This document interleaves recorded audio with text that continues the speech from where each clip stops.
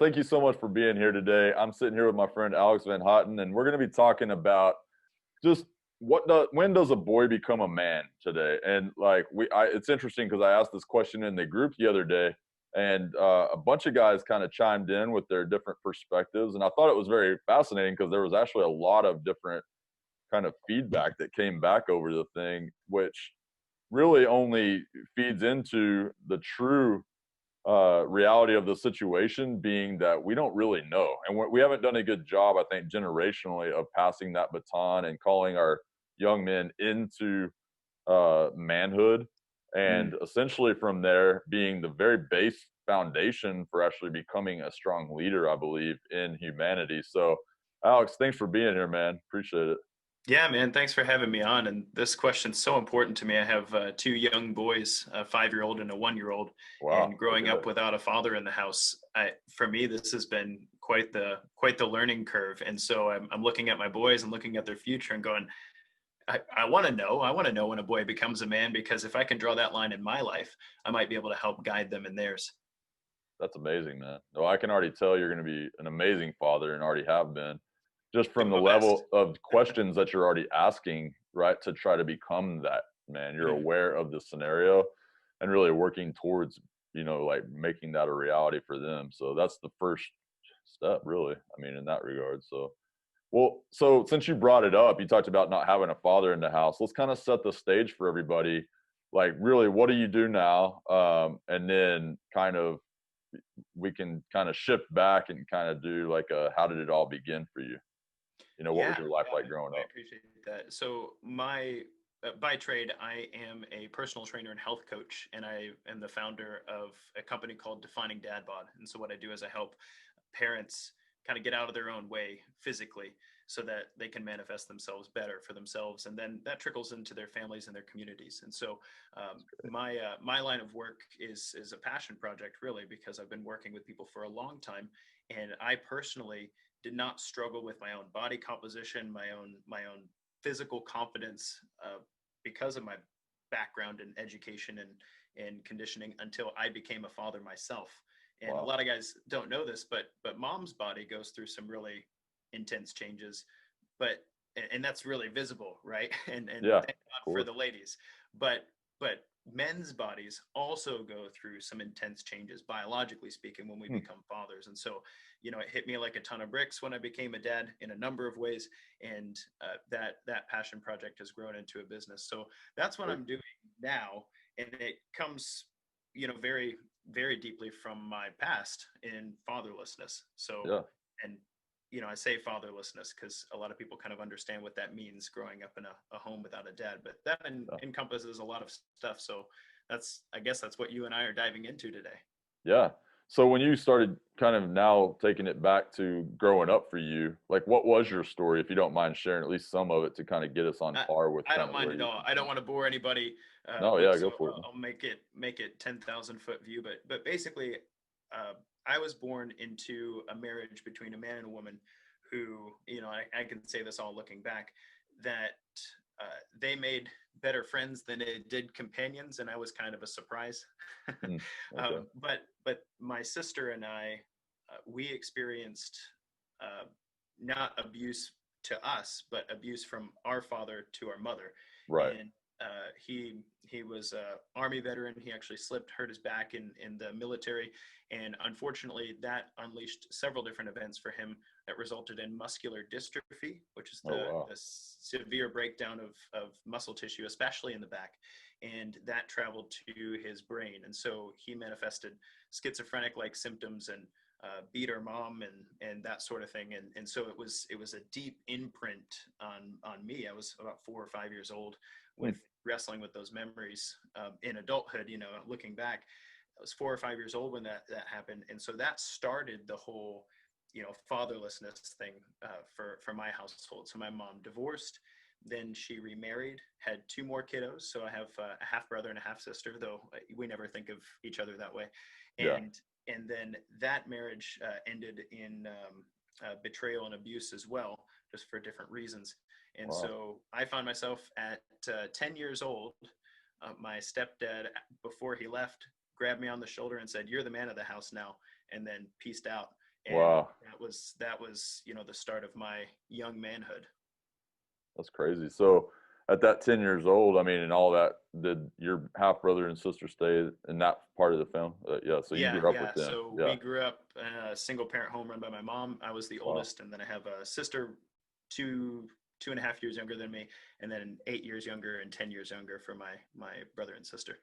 Wow. So a lot of somewhat instability, and I'm sure your mom was able to hold it together to some degree, but there was quite a few different things happening, like layers to this thing, it seems. Oh my gosh, Yeah. becoming a father myself now, I'm looking back, I'm like, how did my mom manage all of that? It wasn't perfect, but at the same time, it's like I mad respect for that woman for just not becoming an alcoholic, crazy mess in the Yeah. middle of it. Oh, yeah. No, I can imagine. Yeah. And similar scenario, like my grandma, she raised 5 kids on her own in a time when that was Wow. completely unheard of, like Mm, her husband had left my mom's dad, and had left them uh, when they were born. And my mom was a twin. So my grandma literally was raising twins plus 3 other babies, by herself, trying to work mm. and trying to make all these things happen. They grew up in abject poverty, but I look back and my grandma, like she's still alive today, about to be 92, and like I just have an amazing relationship with her because of that same thing. I have such huge respect for her, but I Mm. also see the damage of what not having a father in the house can do, you know, to the kids, right?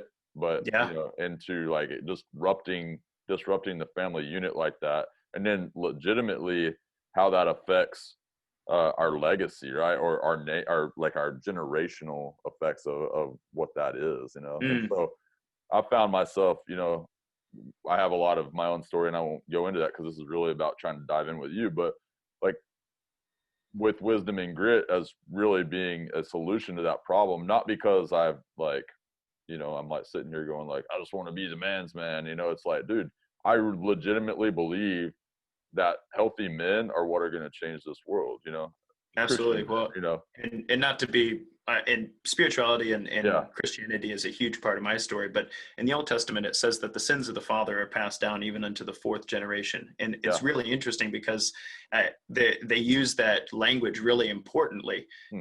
in very specifically during that time. They didn't say the sins of the mother; they said the Right. sins of the father. And so it's interesting how the development of true masculinity or not Hmm. significantly affects every generation, no matter what your disposition toward religion or Christianity are. That's true. You can look all the way back through your family line. You start looking at your father, your grandfather, your great grandfather, and you start seeing whether or not there are cycles that you yourself can be a part of breaking, or that you're continuing without even knowing about it.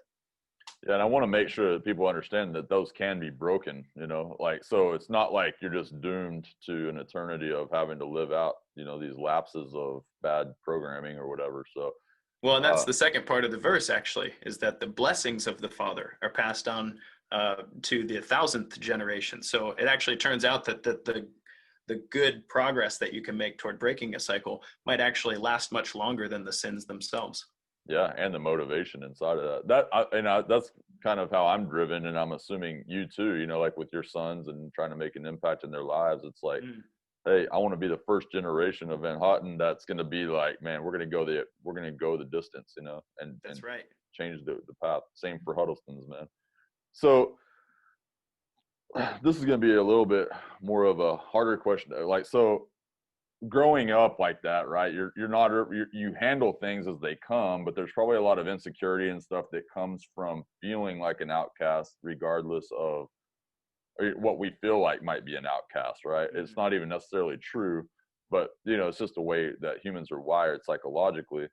So Yeah. you probably existed in a lot of ways. What do you feel like were some of the ways that manifested itself, like in the earlier parts of your life, like having grown up not knowing, what it meant to be a man or what that would actually look like? Do you think? Yeah. Good question. I can look back at my life. I can see the ways that God blessed my life, so that there were these obstacles, but there was always something that could overcome them if the if the conditions were right and people made the right decisions. Yeah. Right. So I ended up, 10 years old. I talked about my stepdad driving off.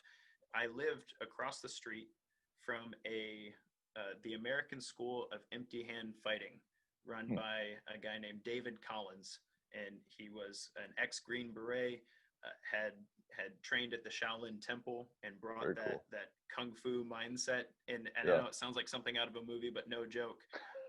He told my mom, he's like, your boy can come over here whenever he wants. Like, Oh, you wow. don't have to pay for it. You just come. So it was him in the community of men that were a part of that. We got together and we just beat the crap out of each other. Yeah. Like I'm like 10 years old and I'm pissed. Like Yeah. my whole family's broken. I'm poor. I see kids with their dads all the time. I'm pissed. Like, what's wrong with me that I'm so unlovable? Yeah. So I get into the kickboxing ring with some 13-year-old, much bigger than me, and I just ruin him. Yeah. Because That's hey, interesting. I learned how to fight, and what was really nice about it is it also taught after that combat like that, you could still hug a guy and be friends Yeah. with him afterward. And that was something that like really called something out of me that wasn't there before. But that's one of the ways that it manifested, was feeling outcast, but at the same time, physically A part of fighting something. my way into the ring, so to speak, so that I'm not outcast. And Yeah. it was important for me to have that experience. That's really good, man. And I think that kind of stuff is deeply ingrained in us. It's like I've challenged this one guy to the boxing match, the charity boxing match. I've been following that. I hope it goes Well, down. I know, me too, man. I think it would be great, and really, it literally is from the most sincere part of who I am. I'm like, man, this would be really cool. This could be like what redefines, what peace looks like, in That's the country. beautiful. Yeah. You know what? You disagree hard enough. Twitter and Facebook, let's just box it out. Yeah, dude. And make it like a traveling road show, like No where I just go joke. around and do that. Like, hey, if you got a grudge with somebody, like bring it in. Let's raise some money for charity and awareness for like, dude, because being in the arena and talking about being in the arena, like night and day difference. I mean, So it's true. just, yeah. But there's this inherent desire inside of men to go to combat and battle, and you like, there's been a couple of authors like, what's his name with, everybody in the Christian world reads his books, you know what I'm talking about? Eldridge. Yeah, John John Eldridge. Eldridge. Yeah. What's that book that he wrote? The Wild at Heart. Wild at Heart, and then his sequel was Waking the Wild Heart, and he talks about the awakening of the warrior. Oh, okay. I haven't read that one, but Wild at Heart, I read it a few years ago, and I just remember it being such a powerful book, man. Yeah. But because it was more not so much that he was speaking something new into being, but that he was calling out what was already there. And it was like that was the cool part about that book, I think. But to that point, like whenever I challenged this guy to a fight, all the women in my life, who are, bold women or whatever, but it was like, they were all like, that's just barbaric. Like, why would Why y'all would do you do that? that? Yeah. They didn't understand, this whole thing. And I was like, that's really fascinating because, there is this inherent desire. I think I grew up in Amarillo riding bulls. We'd fight, on the weekends, just I'd fight my buddies for the front seat of the truck. I grew up as a little redneck, and so like then we'd be out there literally. We would fist fight for the front seat of a truck, if somebody was calling, I'll UFC it for it, and so like we'd get down and my best friend at the time was a state wrestler, and we'd just fight for fun, a lot of times, and it would every single time, even if we got into a fight with an enemy, the next thing you knew, we were drinking beer together and having a good time, and so. Yeah. Because it was there, that was One that of the mutual closest friends respect. I ever made in high school was a guy who jumped me in the locker room at track practice, and I just wrecked him. Like, he Really? didn't know anything about my background and Yeah. stuff. He was a lot bigger than me. Wrecked him, and then the next day after school, he was like, "So we need to be friends because that doesn't need to ever happen to me again." Well, that's a wise man that can acknowledge that, Oh, right, yeah. But that's definitely part of the masculine journey is the awakening of the warrior, but also the camaraderie and actual honorable competitiveness that comes from physical, I wouldn't say altercation, but testing, the testing of your physical might against the world and each other. Love it, dude. So so you got into that, right? And that's an important, that was like kind of a side note, but I feel like it was important because it's part of what we're trying to uncover here. Yeah. Is like, is that part, do you think, of becoming a man is having that ability to go head to head with, your enemies or whatever? I know you obviously feel something towards that because you're in that physical realm and all that. And so you've kind of found that as a home base, probably. Yeah. The discipline of the physical discipline of manhood for me in disciplining my body, working out regularly, doing things when you don't feel like it, being able to take a hit and get back up, all Yeah. of those things are things that, our minds are really funny things. There's a part of your brain, people think of them as like you have your emotions and you have your frontal lobes that, and I say people, I guess neuroscientists, but you have little pieces of your brain that are used for specific things. Right. But in the physical world, if you can train yourself to get back up when you're hit, to face your problems head on, to show up even when you don't want to practice. I think it was Bruce Lee who said, "I don't fear the man who's practiced 1,000 kicks. I fear the man who's practiced one kick 1,000 times." 100%. And that's what physical discipline does. Is it ingrains in you that I think it is an attribute of masculinity, and I don't know if you can get it anywhere else, but yeah, I'm biased, right? That being able to show up, the grit portion of wisdom and grit, being able to show up when you don't feel like it, take the hits, get back up, and keep moving forward. I think that that's a very deep part of masculinity, and that started for me at that karate school with that group of guys who was willing to father me in that way, and it was really powerful. Yeah, I think what's interesting about your story is that component of it, that guy being willing and able to kind of reach out and show you the ropes, because I think there's a lot of guys, like I craved that to some degree and never really had it, So I had to create my own experience in that regard. Like I had to get really good at like networking and getting around people and then realizing how to build relationships. So then I would go find the best of people that I could get access to, and then I would go and learn everything that I could from them.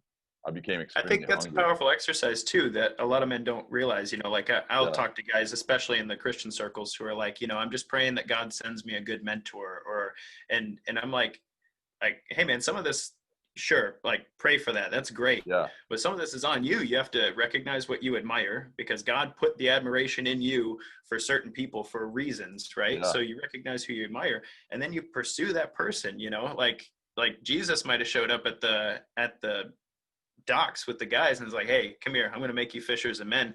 But the disciple had to get up and go and follow him all over the place, right? And that's a big portion of mentorship is making the time and the effort and the energy to go learn at the feet of somebody who's worth learning from. You bring up a great point there, man.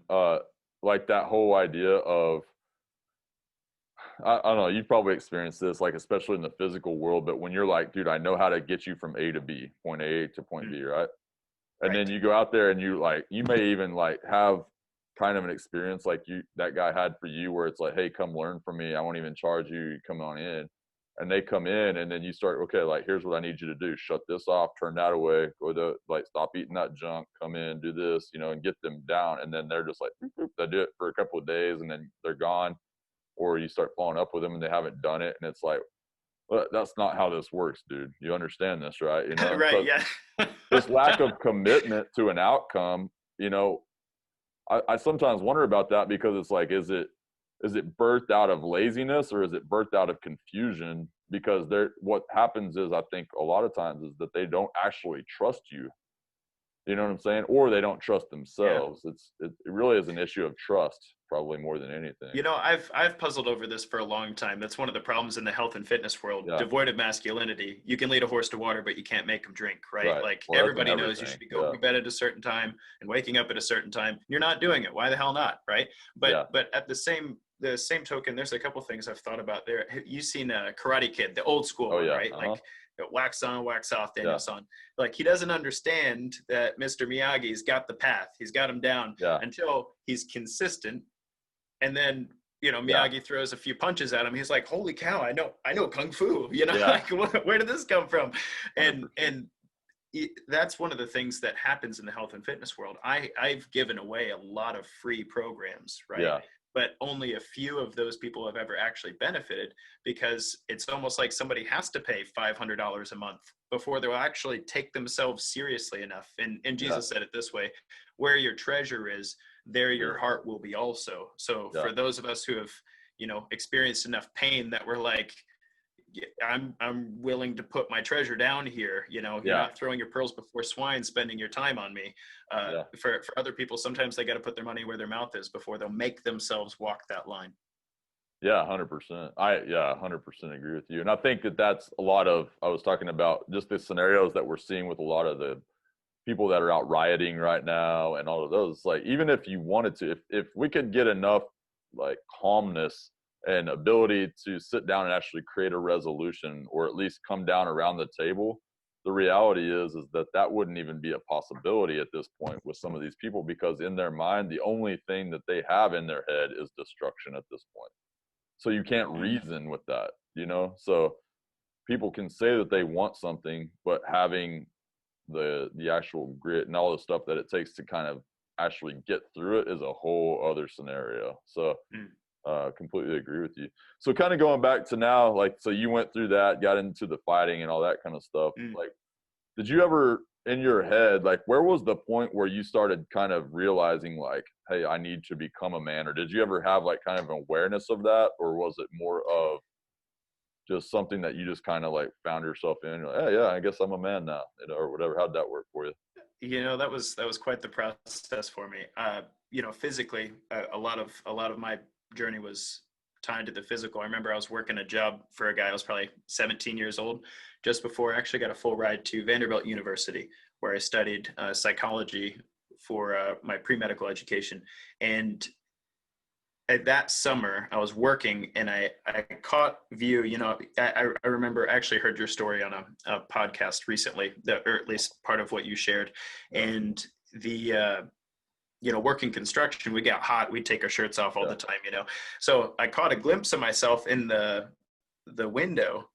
You know, I was working and I caught a glimpse of myself in the window, and I thought, man, that dude's jacked. And I was like, oh crap, that's me. Like, and I remember, like, that was the first time I was like, I'm becoming a man, you know. Yeah, that's cool. Yeah. But at the same time, I wasn't a man. I was like Right. I was a boy in a man's body, you Yeah. know.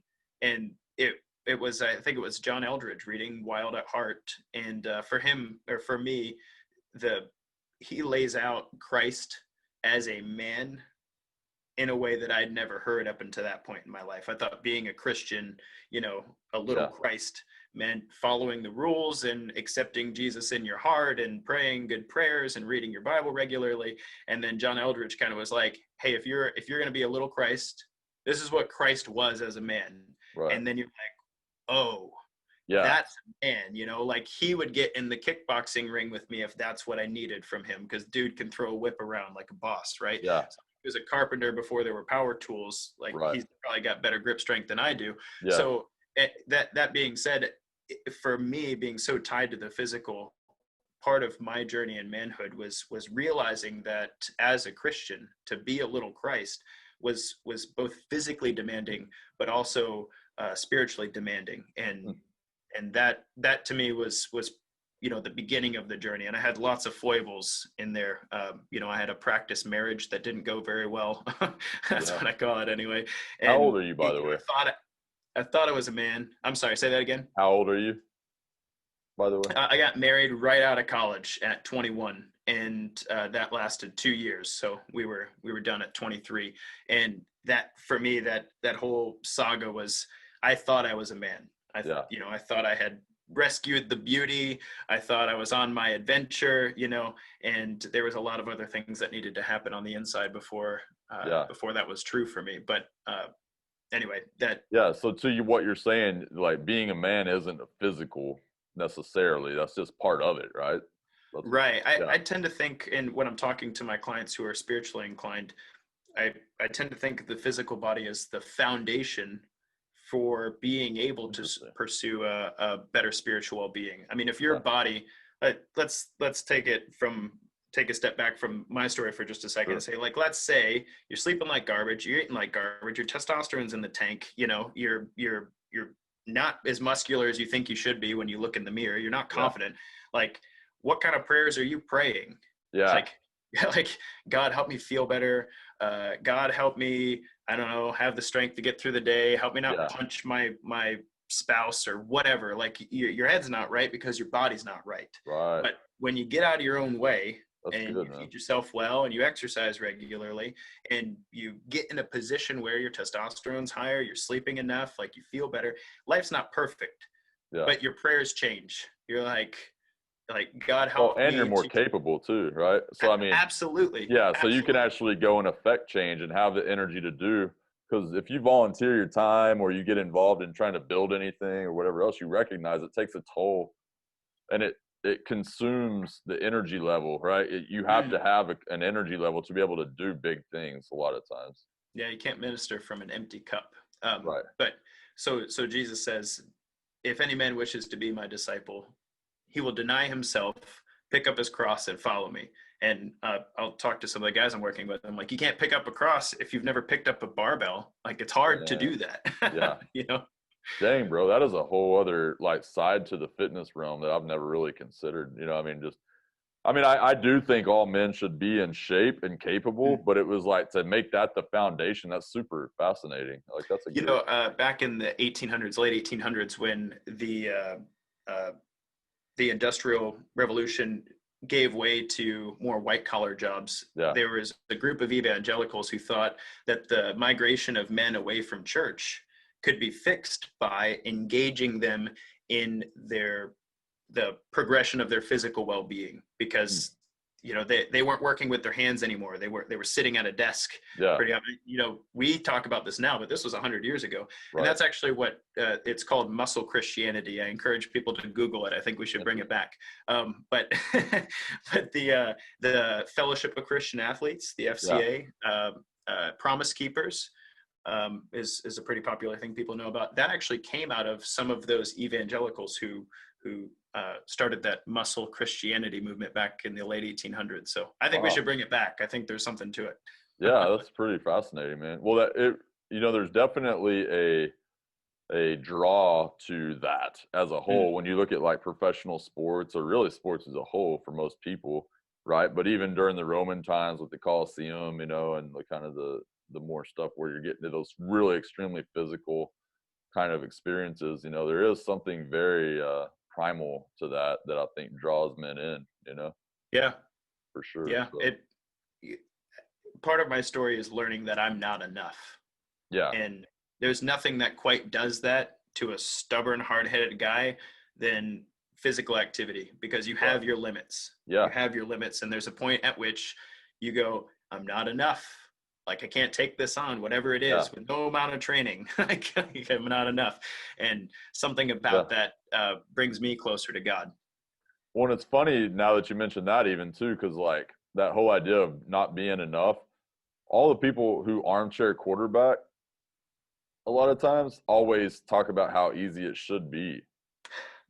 But when you get into the arena and it's a whole other game because you're not just watching it unfold on from a single point of view, like there's literally a million different perspectives that could be, or not even Mm, perspectives, but just like angles to how this thing could actually go. And you're mm, having to on the spot figure out the strategy for how you're going to progress to the next thing, whether you're running a ball, like or whatever, and you're like, okay, well, there's five guys coming here and there's one guy coming here. I need to go up right. the middle, and you're doing this all in like split-second intervals, where Mm. we're watching kicking back on a chair or whatever else, drinking a beer, and then it's like, it's so easy to see, like, well, dude, there's a hole right there, you moron. It's like, like that kind of thing. So like, how do we really ever become, that guy? And it really only comes from putting some skin in the game a lot of times. So True story. Where the rubber yeah, meets the road, or the yeah. hands meet the dumbbell, or the feet meet the pavement. Yeah. So you had the physical part figured out and all that. So when did you really start diving in, and how did you dive into the mental side to kind of get to that place where you felt like would drive you to becoming the man you wanted to be? Uh, I had two big things happen in my world. One, I read. So I was in my practice marriage, and at the time, let me paint a little picture for you. I got my undergraduate education at Vanderbilt, and I was the first person in my family to go to college. Awesome. So it was a good thing. It was a big thing. But my conservative upbringing, my Right. mom held really tightly to her faith, and that was part of the reason that we had a functioning family unit Yeah. despite the rough start. Um, that just could not shake a stick at the intellectual education that I was receiving. the philosophy that I learned, the biology that I learned. It was really hard. So at this point in my life, it felt like I was holding two belief systems at the same time in my own head, and it showed in a lot of different ways. I remember thinking like, I've got to figure this out before I have a kid. Right. Like, are we going to be reading the Bible at night before bed, or am I going to be teaching them evolution? Like, I don't, I don't know. I gotta figure this out. And if you would have asked me at the time, I would have identified as an atheist. Huh. So I would have told you I am an atheist who's sympathetic toward belief in a higher power. Yeah. And I think it's good for everybody to do that. Right. That's what I would have told you. So that was kind of going on at the time. And then I read a book by a guy named David Dita called The Way of the Superior Man. Oh, I've heard Not of a that. Christian book, by the way. Right. You're a Christian guy and you go read that book. I'm not recommending it because it's going to deepen your Christian faith. All right. But this book, I would say, ended my first marriage. Reading this book was like and there was a lot of issues, but it brought to the surface the things that I was seeing in a way that I didn't understand that I could articulate. Yeah. And so both of these competing things in my world was one, you're not showing up as a man in your everyday life, at least not according to David Dita, but I could feel it. Oh, I like that. Interesting. And then the second thing was you better figure out this whole, you can't hold two belief systems, no man can serve two masters. It's not going to happen, so I had to figure those things out. And my first marriage ended, and I quickly was connected with my wife now. Her name's Alex Van Houton. She was a dietitian who worked under me up until this point. And then I was, kind of moved to departments and stuff, and like, hey man, like that girl, I've worked with her for 2 years. I know there's something to that. Yeah. So and our union was relatively rapid, and our son was a surprise. So I'm sitting there thinking like, I've got 9 months to figure out this belief system problem. Right. Like, I thought I had time. I don't have time. I'm about to be a dad. I better figure this out. So that was really like the catalyst for me to do the inner work was that I had two belief systems. I knew that wasn't going to, work well if I wanted to be the dad that I didn't have growing up. Right. I've got to have it. I've got to have this stuff figured out. And then at the same time, I was also being challenged in a way to show up as a man every day, whatever that means, which is hard to figure out as well. Was your wife actively calling that out in you, or saying, "Hey, you need to like be more of a man," or whatever? Or was like that? My or who was calling you? Marriage? Oh well, no, the one where you had the kids here. Yeah, she, I would say she saw me as the man that I was trying to be, but wasn't yet. Okay. If that makes sense. Yeah, and I think that's important, It's very important. Eve carves a lot out of Adam. Yeah. Yeah, I don't think it's necessarily the place of a woman to create a man, but I do think, and vice versa too, like we have a duty to call out the best in really everything around us, right? Because we create our world. This is like kind of a side note, but something that I've really learned a lot about recently is we recently moved into a new house, and there was a lot of kids in the neighborhood who don't have father figures in their life, or if they do, it's pretty rare or whatever, but so these kids would come over, and like my son's 8, but like they're like 13 and 11 years old and all this kind of stuff. So they're a little bit older, and that is not a big deal typically, but like when you're talking about kids, there's a lot of growth that can take place in 2 to 3 year periods. You know what I'm saying?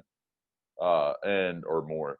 And so they come over, and at first I was like, man, like you got kids from all these different backgrounds and belief systems, and even if they are Christian, it's like their reality is different in a lot of different ways. And so it's like now your kids are getting almost forcefully kind of entertaining all these realities in the world, and it's not like you're wanting to be a helicopter parent, but you also don't want to just throw them to the wolves either, right? And so one of the things I realized as time went on, and I was like, well, I can either keep my son in a bubble, right, and try to try to keep him from being exposed to all of these things, or I can make sure that these kids are at our house every day, and I can influence their lives in the best possible way and unleash the greatest part of who they are and teach them how to be young men so that now not only will they get to benefit for the future of their lives and their families potentially as well, but my kids, if they're going to be around and they're going to be around those kids, I will at least have had the opportunity to impact those kids' lives so that they all see the world through the eyes of leadership. And so now, dude, I have this little army pretty much running around my neighborhood all wearing wisdom and grit hats. This ain't one of them, but That's awesome. dude, we go on hikes and mountain bike rides. We go to the lake and swim, but all the time when I'm like, hey boys, what do y'all think about, what do y'all think about this over here? Do y'all want to go do that? And they'll be like, yeah, yeah. And I'll be like, yeah, what? And they're like, yes, sir. And they all yell it at the same time. And they're just in line, dude. It's cool. And they love it. So, but anyway, it was kind of like one of those scenarios that you're talking about. I was in the experience, but I was calling out the better part of those people, like we should do for our wives and like our wives should do for us, But anyway. Yeah, absolutely. I think, you asked the question about, in your original question, you said, do you believe that in some form or fashion, I don't want to misquote you here, but something like, can a woman or can the feminine world call out the man? And I don't believe so. I think that and it's been true in my story. I might as well tell it here. I did that stuff in the kickboxing school, right? With the guys. My mom was there at first. Like she showed up and she'd work out with it wasn't just guys, it was, okay, it was COVID and stuff. So she'd work out and I'm sparring this kid and she's like, well, don't hurt the boy, Alex. So I get in the ring and I get the crap beat out of me. Like just wrecked, It's right. full contact kickboxing. You don't just try not to hurt the other person. Yeah. How do you do that? So I get beat up. I come to her and I'm crying, okay? Like I'm 10 years old. I'm pissed off. Just got beat up and I'm trying to do the right thing, whatever that is, while also be good at kickboxing. And my mom says, and I love her forever for this, she goes, don't listen to me anymore, Alex. Go talk to David. He was my instructor. Go talk to him and do whatever he tells you. I get back in the ring with this kid in the second round and just annihilate him, right? And part of a female's job, at least as I understand it as a mom, and this is psychologically true if you read people like Carl Jung or Eric Neumann, is to let go. Like, the son comes into the world and is 100% what's the word, dependent on mom, right? Right. And then the rest of motherhood is letting go, and that's tough. Like I don't envy mom for that. Well, especially for moms that find their identity in being like about their kids, which is, and I get it. I do, but I'm with you, man. I think like there's some in that whole idea of what it means to be a mama's boy. I'm not so sure that we should put that in such high regard necessarily, in any capacity. It's not that you shouldn't honor your mother and love her and want to, bless her and do things. But yeah, there are definitely women, especially now, and this is not a knock towards single moms, at all, like, because I think that's men, that set that whole thing up in the first place because, we're not leading well or whatever else. And so kind of going back to that and ultimately hopefully the outcome of conversations with you and like this in many other forms where we can figure out how do we call up the best in men so that they can go out and become strong leaders, and ultimately their wives will be happier and healthier, women as a whole will, kids will, we won't have, such high suicide rates among young kids and sex trafficking because of runaways and all these things that are happening because of just, men not being an active part of their kids' lives or at all, Yeah. And so that was an important part of my story, being raised in a single parent home. My mom and I had a falling out when I was 18. Really? I was like, I'm out. I don't need you in your crap. You don't need me in my crap. Like, I'll be fine. Wow. and that was tough. It hurt our relationship for a little while. We have a much stronger one now because of it. But it was really important to me because I was the father figure for my younger siblings, but I wasn't their dad. And so, me trying to find my way in the world from a man's perspective, I couldn't be a father if I wasn't a man already. And I wasn't their dad, so they got along fine without me for a little while. And I had to grow in my purpose and walk my path. And that was very hard on both of us. Yeah. Well, that was probably a little bit of an unfortunate, like, reality for your mom is there was probably a level of guilt maybe Mm. that she put on you to kind of be that figure because Yeah. they looked up to you, and so you probably carried that as well, and so I can understand how that would be pretty taxing, for a young guy who's trying to figure out life. It's like, Yeah, man. I was in my mid-20s before I finally was like, I'm going to let my siblings live their lives yeah. instead of worrying about them all the time.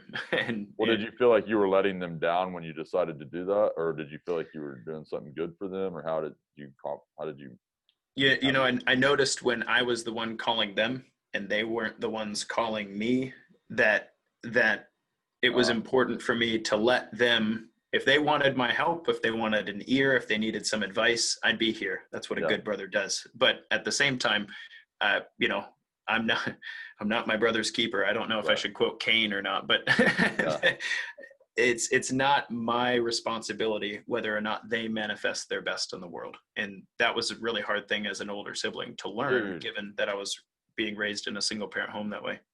You have it sounds like you had a pretty solid degree of wisdom as a young man. Like whether you knew it or not, but it was already kind of manifesting itself out with street smarts, whatever you want to call it. But it's like that whole level of being able to think in terms of that is pretty, I would think, mature, right? I Uh, appreciate that. I yeah, I think of myself as standing on the shoulders of giants yeah, and getting beat down a lot. You learn a yeah, lot when you get you learn a lot when you fail a lot. That's sure, yeah. Well, I think that's another mark of a man too, is to be able to consistently put themselves out there into tough situations. I was listening to a podcast the other day, but I think in terms of this, but he said something about, dude, if you're worried about like making, $8 an hour for minimum wage, or you're worried about all of these things that people are all worried about, and they're literally like bringing, what seems to be the end of the world about with these like things that they worry about, they need bigger problems. mm, Like we have a bored humanity, dude. It's like because they've mm, allowed themselves to kind of cap out on, like, they've hit this level of what they think reality is, and they don't understand, like, it's like a glass ceiling to a whole other world that they don't even have the ability to comprehend, yeah, you know and yeah, it's like the only way you get there is through suffering.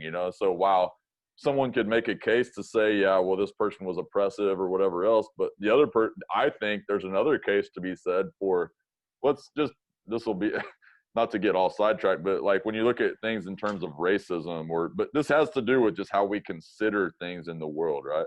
mm, Like the weight that is carried from living a life where maybe not slavery per se, but racism or being judged because of a color. Would James Brown have created such musical genius had that not come from a place of such depth? You know what I'm saying?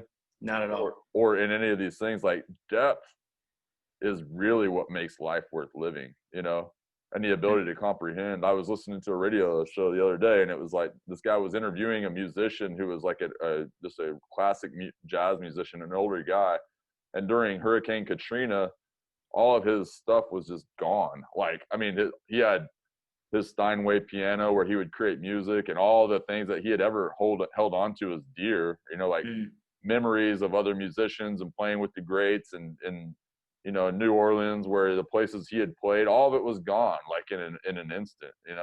And so he had to kind of relocate and redefine himself in a way. And I thought that was really interesting because he didn't at all ever come out and make it sound like it was something that happened to him. It was mm. really like the way he kind of spoke of it was almost like, he goes, I kind of embraced it as this new opportunity to kind of hit a new level, of That's a my existence. And I was like, beautiful, man. Like, that is what it's about right there. And if yeah, we can well, reach well that said. place. Yeah, I've been able to help a lot of people through exercise and nutrition, and you could hear my story now and think, oh, okay, it makes sense. You had a background in martial arts, you did a lot of sports and stuff, but yeah, my story is actually from a physical perspective one of suffering. So it turns out I yeah. have a genetic disorder called Ehlers-Danlos, which Wow. makes my joints, my tendons and ligaments way more lax than they should be, and so I Wow. have uh, a lot of things wrong with me medically that make it very difficult to do things that people take for granted on the regular basis. And so people Wow. will watch my stuff on social media and they're like, oh, it's easy for you to say, you know, you're Mr. Fit and you're doing pull-ups and all this stuff. And it's like, yeah, you know, you didn't see me when my wrists were popping out of place and my back hurt so bad I couldn't tie my shoes, you know, like that was part of my story as well, is that suffering. And so you know, the modern kids say the struggle is real, right? Yeah. Like that's like a first world problem thing. So I like to turn it on its head and say the struggle is real, but it's good, because at a biological level, that's how we adapt. If you stress our DNA to a certain extent, it methylates genes that code for new proteins, and you literally build yourself into something different. And you manifest some potential that was there that wasn't there before. And for some stupid reason, I don't know what it is about us humans, but only suffering seems to do that. You don't unlock anything better out of you when you're kicked back. No.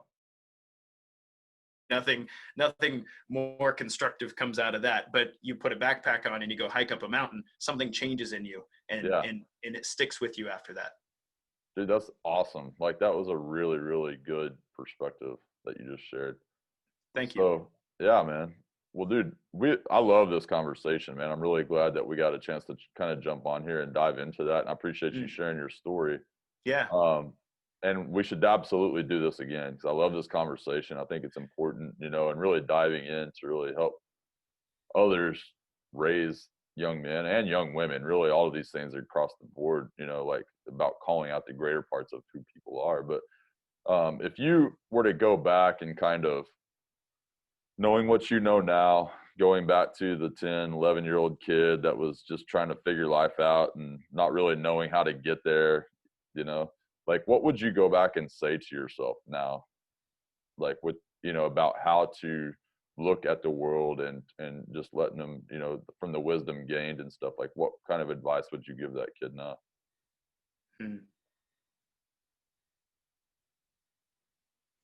That's a hard question. You know, get me all teared up. I'd say, Alex, there's greatness in you, and it has nothing to do with whether or not your dad loves you.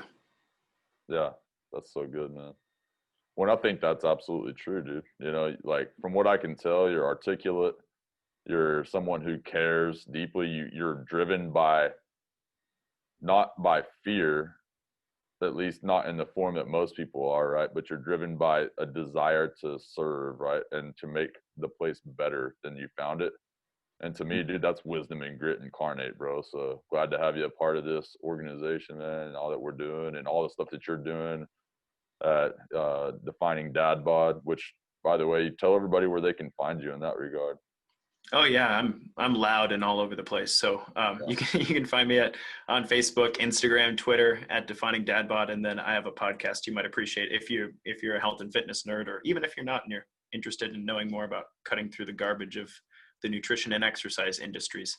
Yeah, that's huge, man. So it's all at Defining Dad Bod. You got it. Got it, man. Well, dude, thanks for doing this. This was amazing, and absolutely, I think, as we continue to kind of dive into this question, you know, like, when does a boy become a man? Really, like, you know, I'm going to be reaching out to other guys that I know who have been working with men for a long time, and really trying to hone in on, like, how can we handle this situation, you know, in a better way. And it might be all over the map. I don't know yet. It's kind of see where it goes from here. But, dude, I really think a lot of what we talked about today had some great foundational pieces inside of it, you know, so thanks for that. Thanks, man. I really appreciate it. And I know we kind of ran out of time here a little bit, but you know, I did want to say, hearing the story here, I wouldn't have called myself a man when my son was born either. It was I had a very specific experience that kind of aligned those belief systems for me, and had to do with fasting in the mountains for a while. So like, kind of, again, something that sounds like it would be out of a movie. But if we ever get to have another conversation, share it, man. No, we got it. I'm good on time. I just want to. I'm good on time if you are. If you want to jump into that real quick and just kind of. Oh yeah, well, I don't want to pump fake your guys, man. Hey, we're getting off. Just kidding. Let's. All right, we're done. No, just kidding. Yeah, surprise bonus episode. Bonus track. Yeah. Yeah. There you go. If you're willing, I'm willing to share. Yeah, absolutely.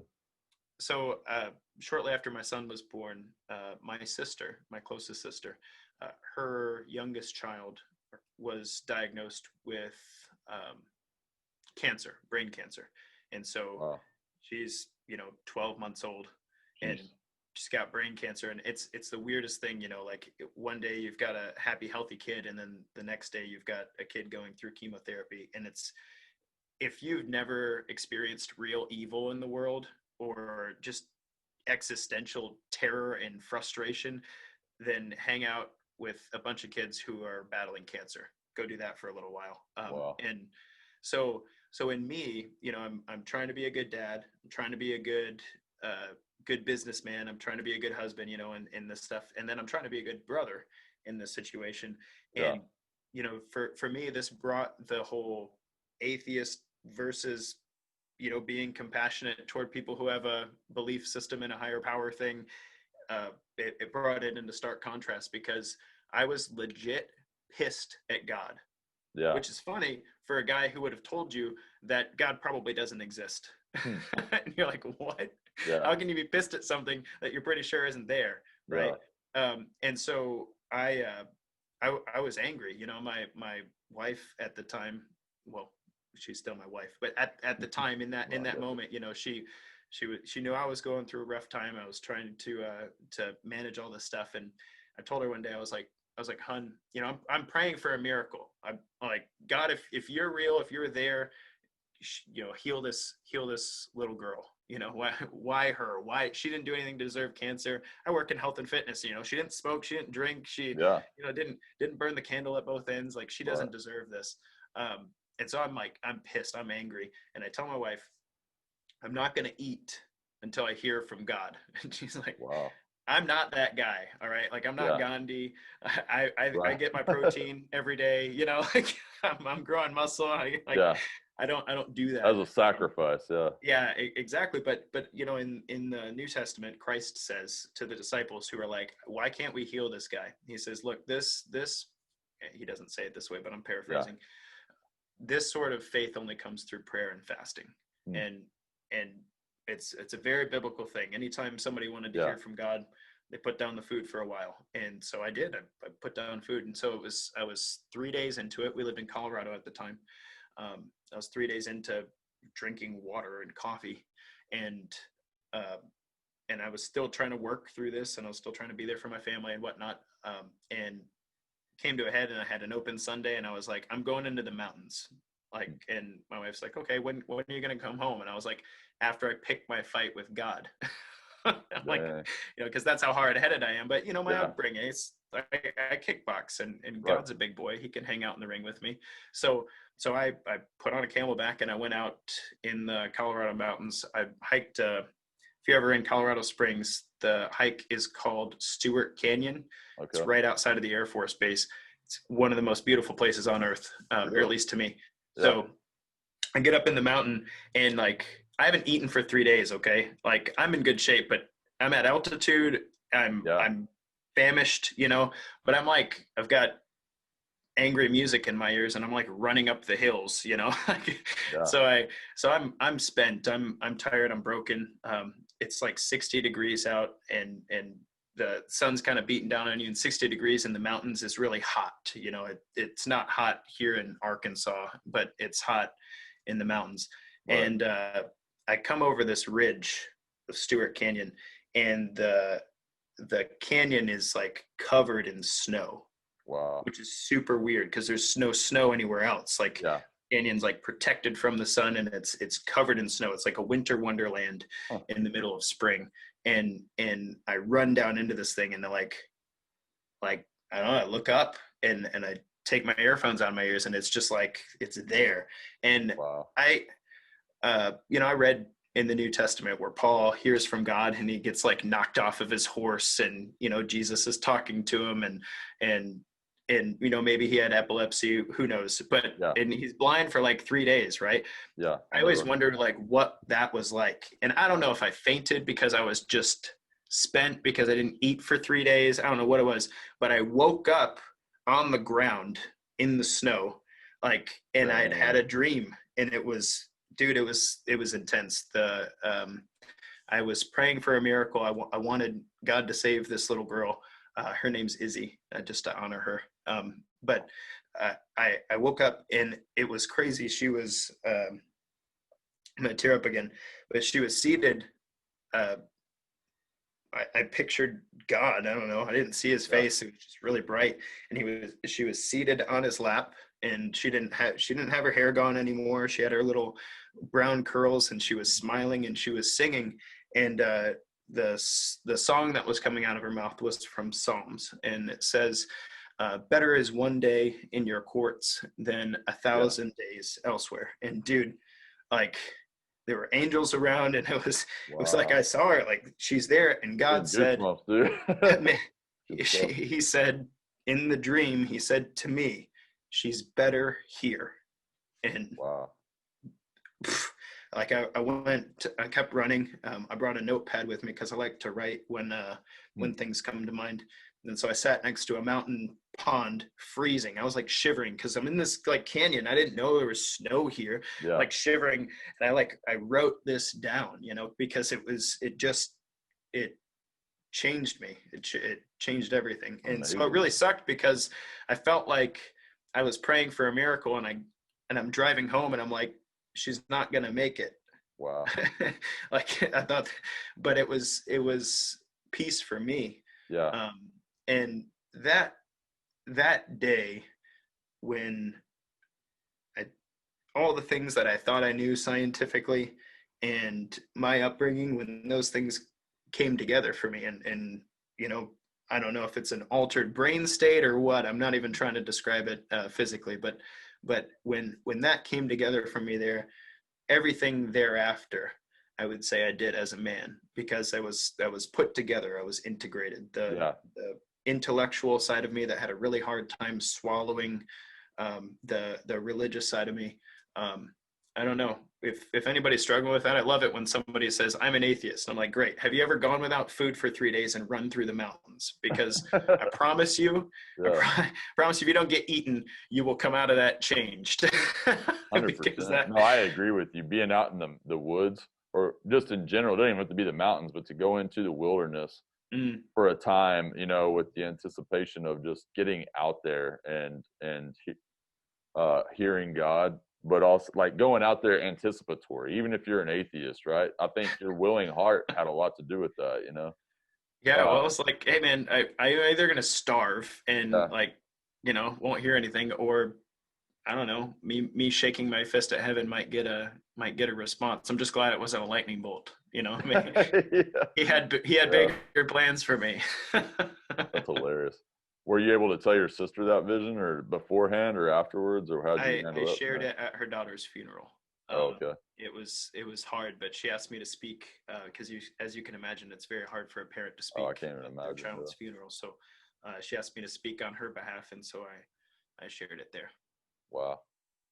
That's amazing, man. No, like I've got a similar story as far as vision and all that kind of stuff. Whenever that was how it was for me too, but talking with God, a lot of my breakthrough came through that whole deal, so and I think it's real and lasting when that happens in that capacity. It's not just something where you're second guessing yourself or whatever. It's just a moment where you just know, and that, and unfortunately, I think we should be able to call it out as men in our kids, and or father figures, whether we're a neighbor who's interested, like I call out the best of my neighbor kids because and I want them to understand, like, dude, you're actually really gifted here.